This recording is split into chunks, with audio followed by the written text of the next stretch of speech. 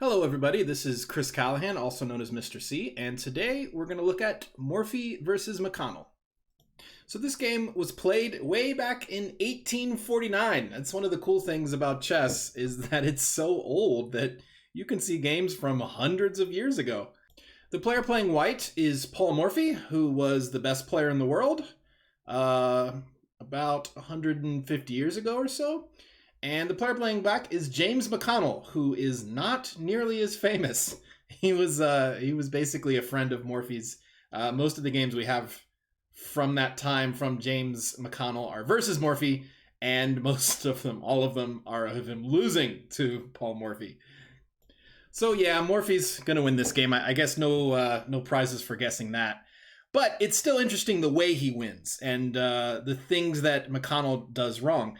Because in this game, the player playing black, James McDonnell, very helpfully does exactly what all chess coaches tell their students to never ever do, which is really a juicy opportunity for us because when we tell you not to do this thing, we can show them this game and you get an example of what happens if you don't listen to us. So let's get right into this. The game started e4, e5, very normal way to start the game. Knight f3, good move, getting a piece in and attacking the pawn. And how are we going to save this pawn? You should save the pawn. That's a middle pawn, and it's very valuable. And there's lots of different ways to save it. You could play knight c6 to defend the pawn. You know, you can take back with the knight if they take. You could play d6 to defend it that way. Lots of options. The option that McDonnell chose is queen to f6. And all of the chess coaches are gasping when they see this move. Because something that chess coaches have said forever to everyone they've ever coached. It is an iron rule of chess. Don't bring your queen out early. We said it so many times that people get sick of hearing us say it. Don't bring your queen out early. Don't bring your queen out early. 1,000 times, 1,000,000 times. Well, in this game, we will get to see what happens and what is so terrible when you bring your queen in early. The problem with bringing your queen in early is that the other side will attack that queen, and because the queen is so important, you will have to waste time running away. And if the queen stays in the middle of the board, it will get attacked again and again and again and again, and it will run away again and again and again, and you'll look up after 15 or 20 moves, and you'll realize that almost all of your moves were just running around with your queen. And in the meantime, the other side has been getting their pieces out and getting castled and doing all sorts of other useful things. You'll see exactly that happen in this game. All right, so right off the bat, we see this start to happen. Knight to c3. Let's do a little exercise here. What move is white planning to play to aim a piece at the queen, to make the queen run away? I'll give you just a second to think. Well, the plan is to play knight d5. If black just played some silly move, knight d5 would attack the queen and the queen would have to run away and save itself. So McDonnell saw this possibility and he played a move to stop it. He played pawn to c6. Right now, if the knight jumps in, we can just take it with the pawn. That's the point of that move. The problem is that pawn c6 isn't a very useful move otherwise. At the beginning of the game, you're trying to get your pieces in the game. You're trying to get castled. And the move pawn c6, it doesn't help any of that. So already black is having to waste moves because the queen is in the game early. It would have been a much better strategy to just realize your mistake and put the queen back as fast as you can. But that's not what McDonnell did. So now Morphy played pawn to d4, which is a very good move. It lets this bishop in, and it also attacks this pawn. And black played pawn takes d4. White could have taken back. Taking back with either piece here is very reasonable. But he decided he just wasn't even going to waste time doing that. He was going to start attacking the queen right away. Pawn to e5. And this is going to be the first of many, many, many times that the queen has to run away, right? And if I were playing in this position, I would put my queen back. I would say the queen's not supposed to be out. We'll fix it. We'll put her back. McDonnell didn't quite understand that the queen being out here was a problem and kept the queen towards the middle of the board where it's going to get attacked again and again and again. I love the move that Morphy plays here. It is really a very brave move, and it's a good move too. bishop to d3. Okay, attacking the queen. I've told you we're going to do that 1,000 times, and there's another one.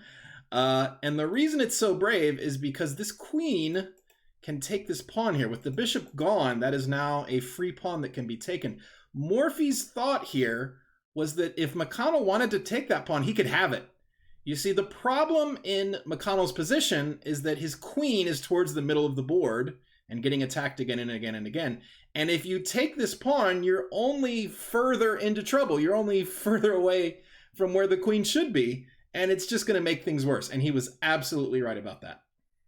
Now, McConnell took the pawn, and things really get out of control here. Let's see if you can find a good move. Here's the situation. The queen has just taken the pawn. Your rook is in danger.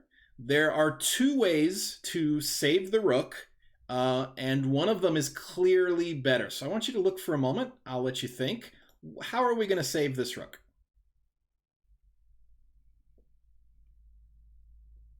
Well, the two ways to save the rook are rook to g1 and rook to f1. If you leave it where it is, it gets taken.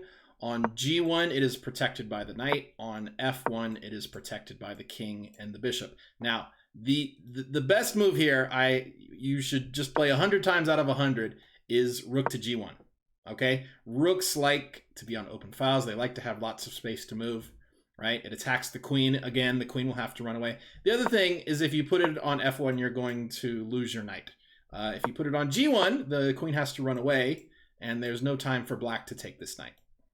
So black played the only move to save the queen, which is queen to h3, and the queen gets no rest. Rook to g3, attacking the queen again.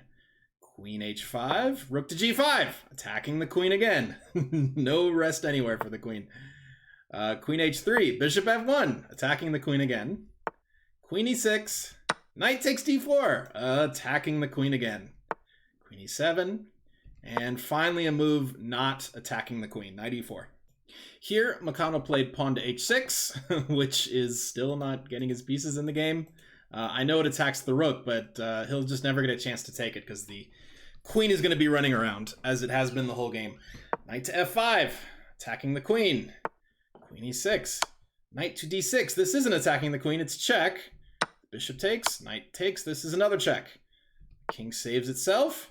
And bishop to c4, attacking the queen. Look at the board for a second. Just look at don't think about moves, just look at the board. All of white's pieces are in the game, or a bunch of them anyway, ready to go. How many black pieces are in the game? None, except the one that we don't want in the game, the queen. It almost looks like white has cheated and played 5 or 6 moves in a row. It looks like he did the thing where he said, hey, look over there. And then black looked away and white played 6 moves in a row. But he didn't. The only reason this thing is possible is because the queen has had to run around so much. So the queen saves itself again. Queen e7. Knight takes f7 check. The queen cannot take because there's a bishop here defending. And then king to d6. This next move may be my favorite move of the game because it sort of it breaks a rule or it goes against what you think should happen in a chess game. So basically, white is attacking right now and trying to checkmate the king. And usually when you're trying to checkmate, you want to have queens on the board because queens are really good at checkmate. But Morphy plays a move that trades the queens off. Queen to d6, check. Now, the queen can take, and white takes back, and that's just a queen trade, nothing too dramatic. But usually when the queens come off, the king feels a lot safer. This position is an exception.